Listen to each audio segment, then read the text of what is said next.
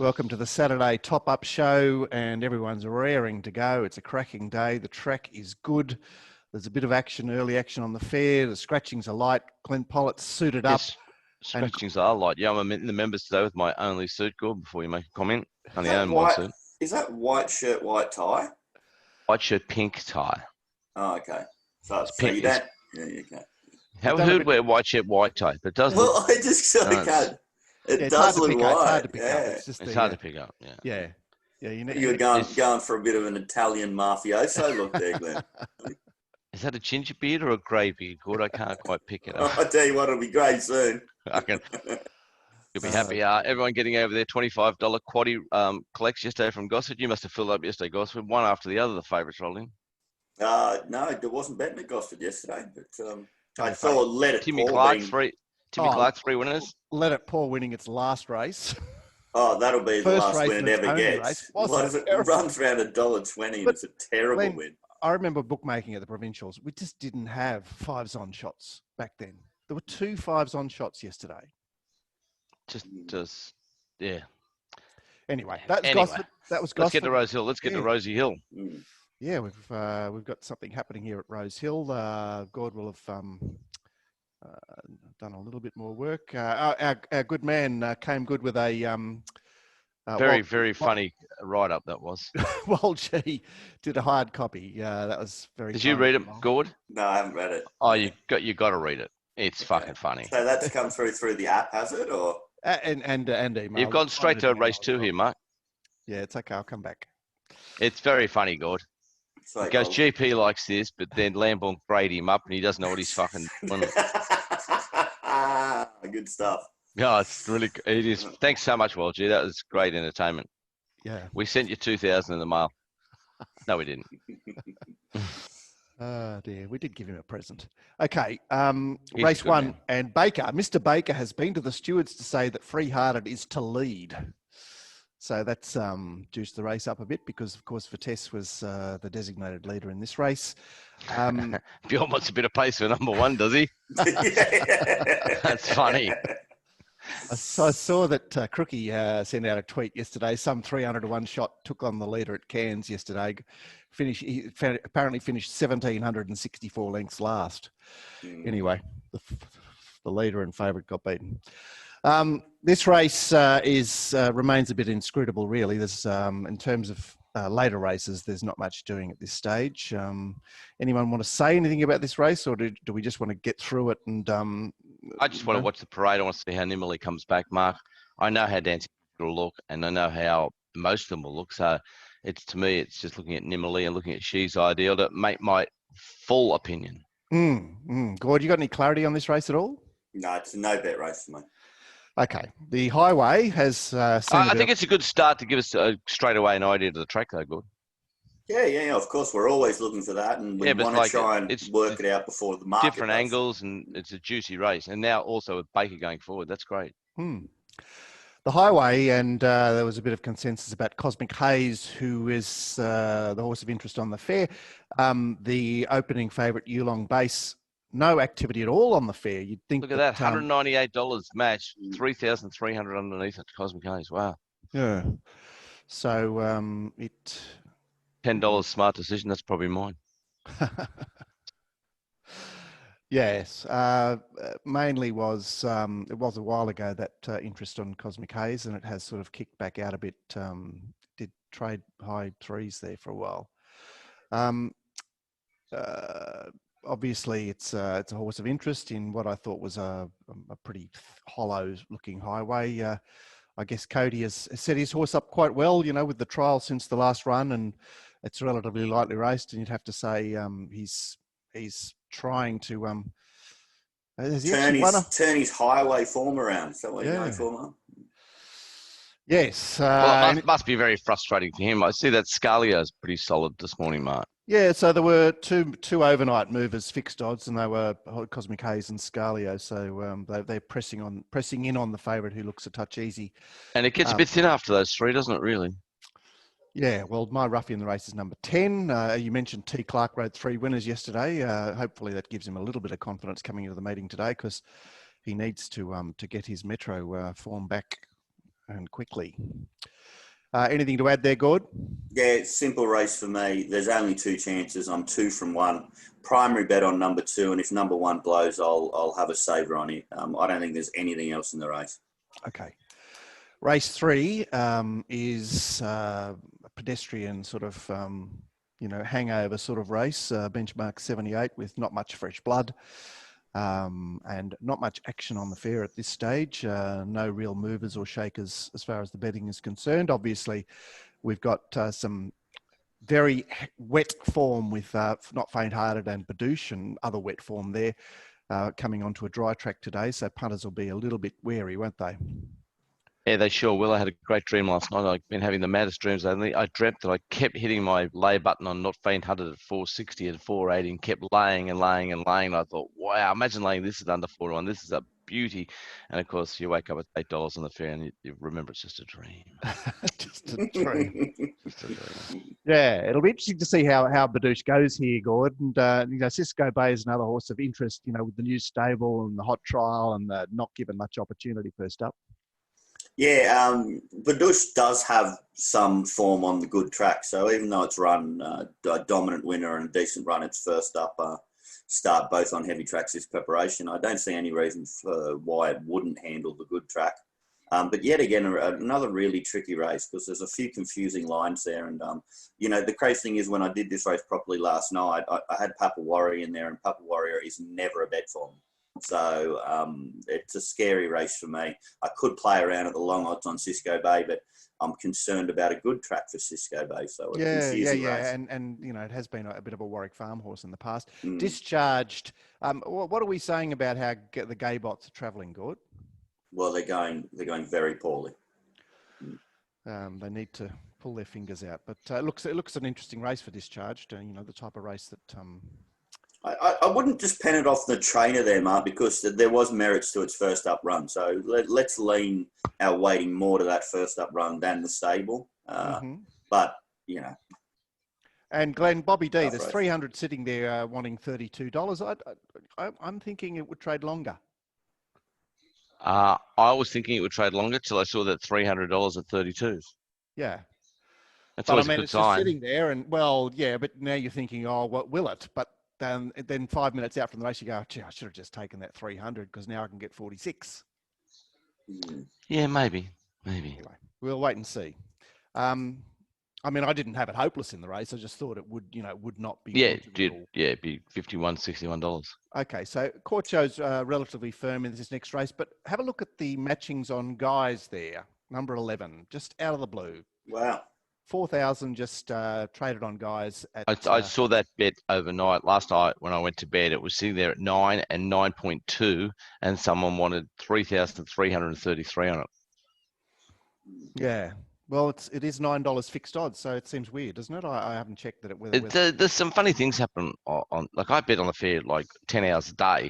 I come home and get on the trots, and sometimes it'll be a trot race somewhere, and someone wants 33,000 on something at $7 in the run. Now I don't know if it's just I don't know. My favourite's Fletcher out wide, fucking with 9 drinks and he's under his belt, just going mad, scaring us all. Yeah, but it is pretty funny. Funny things happen on the fair. Louise Day's got the steer on Corcho, which has injected a bit of fresh blood into the staying ranks over winter, and is a horse of great interest here.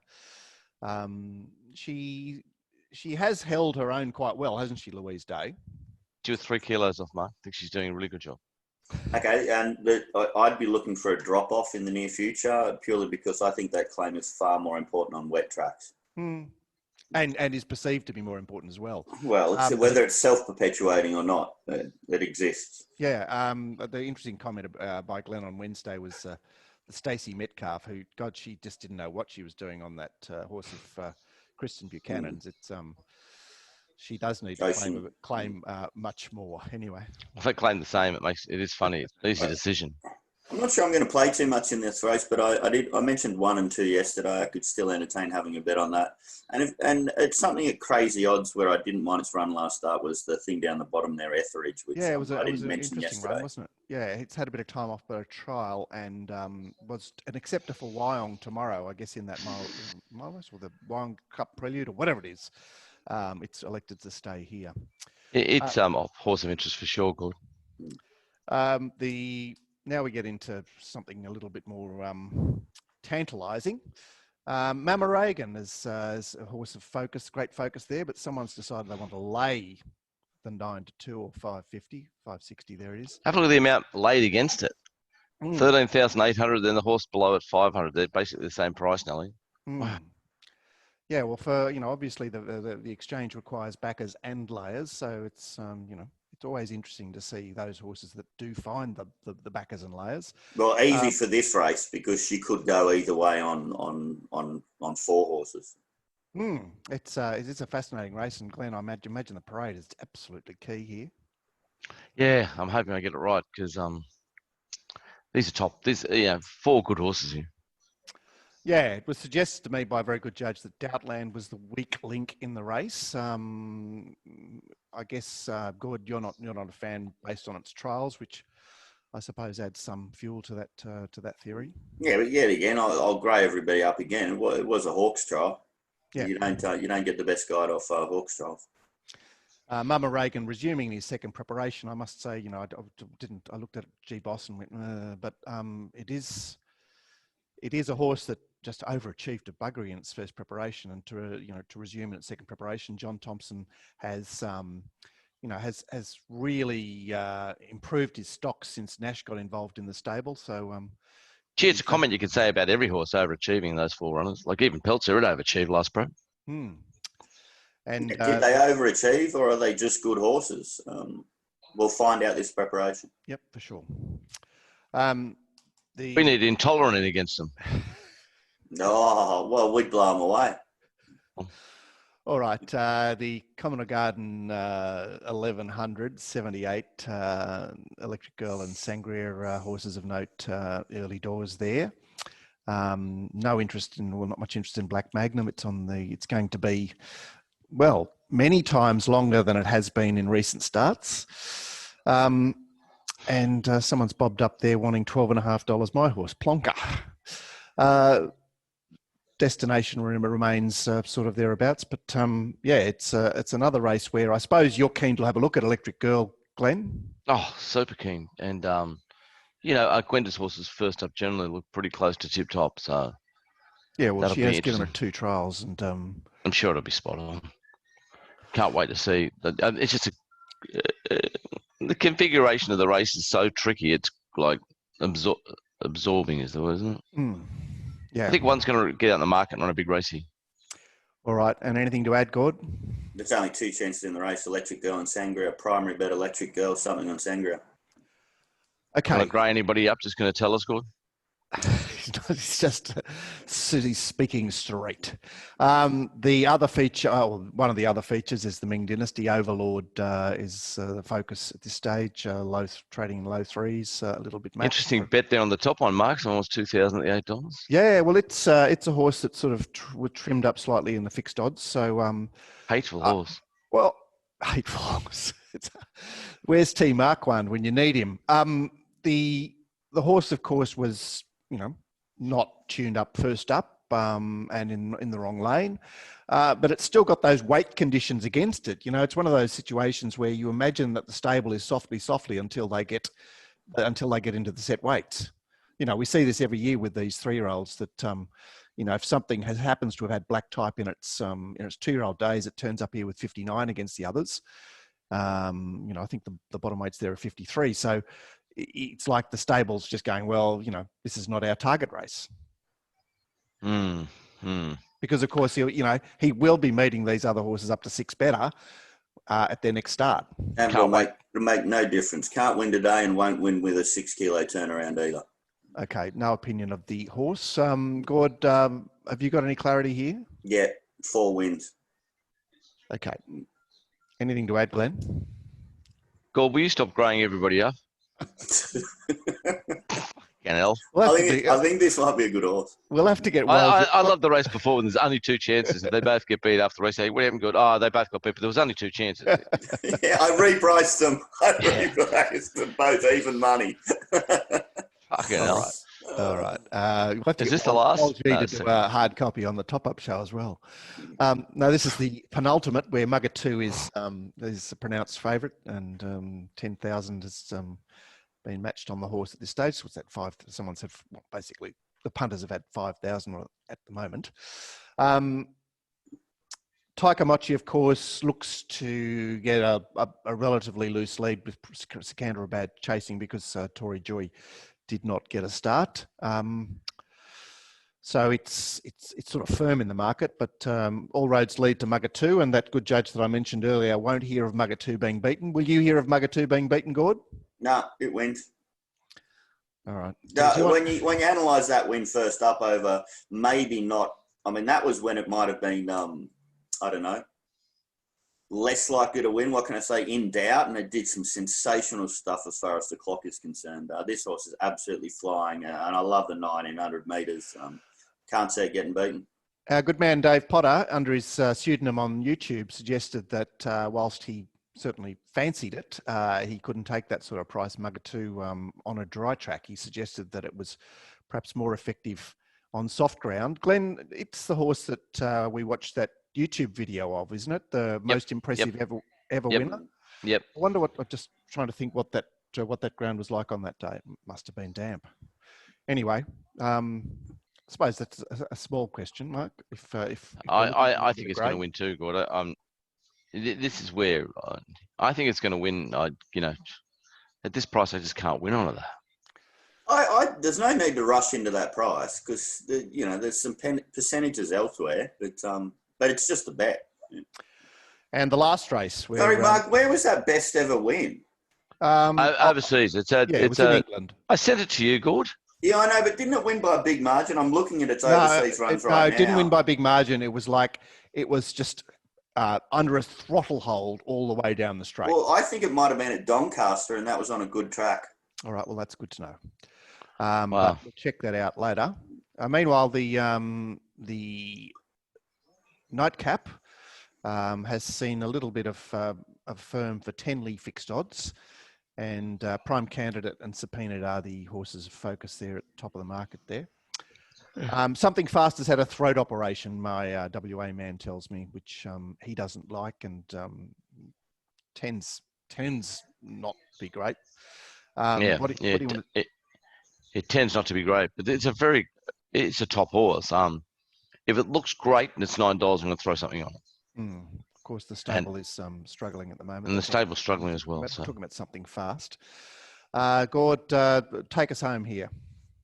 Yeah, I'm getting more interested in Subpoenaed. Just that I love the fact that you ran against the absolute A grade last preparation, and I love it when Waller horses spell up in Brisbane over the winter. The J-Mac booking is also another little bit of a lead there. In an open race where I'm not incredibly excited, that could end up being a decent bet for me. All right, well, that's a look at Rosehill. They've got the Memsey Stakes down south. I'm sure our chat room gurus will be all over what's happening. Oh, it's gone wild about this Western Australian horse, Windstorm. Hey, the conflicting opinions, because Thomas Barwick, our Melbourne pricing guy, is priced at $4.50, and the WA guys have priced at $1.60. So there's a little bit of a spread there.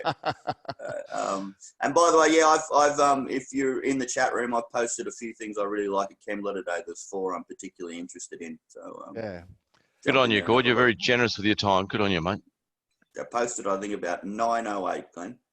Oh, you only need 8 minutes to get on all of them? That's funny. That's still kind of you. Right, guys. Well, make sure we have a good day. What's D2I doing? He's betting 110% on the last 2 races from midday to 1 o'clock. And as I frequently mention, if you have an account with him and you put $500 in the account, he will give you 4 weeks worth of your rant sub back, which is very good of him. And he bets great prices. He lets you on to win 5,000 on his price for the Sydney races, and I think it's either 2,000 or 3,000 on the other Metro meetings. He bets bobs at those meetings as well.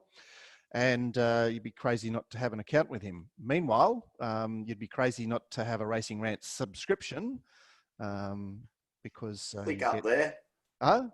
Click up there. Click up there.